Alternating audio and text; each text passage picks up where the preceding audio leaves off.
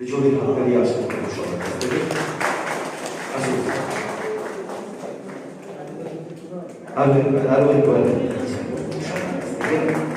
খুব সুন্দর এই মুহূর্তগুলো আমাদের কাছে। নির্মল স্যার আছেন, আমাদের অশোক স্যার আছেন, আমাদের বিজন স্যার আছেন, আমাদের পীযুষ স্যার আছেন।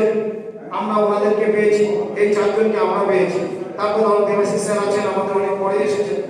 আমরা হয়তো অনেকেই পাইনি, সুব্রত স্যারকে পাইনি, কিন্তু সুব্রত স্যারকে আমি সভাপতি হওয়ার পর থেকে এই কমিটি গঠন পর থেকে সুব্রত স্যারের যে একটা ভূমিকা, যে এগিয়ে নিতে আরো ভালো করতে হবে, ওরা কিন্তু অবিচল সিদ্ধান্ত এবং উনি খুব চেষ্টা করছেন।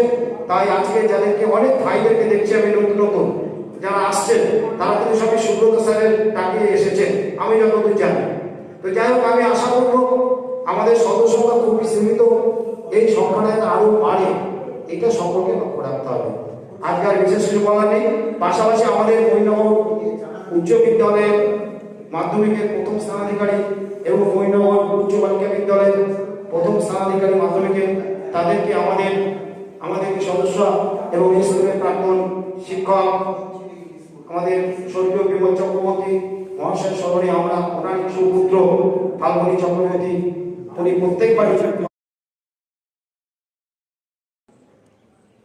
বহুত দিন পর এলাম স্কুলে, বাড়ি থেকে ফোন করছে গো।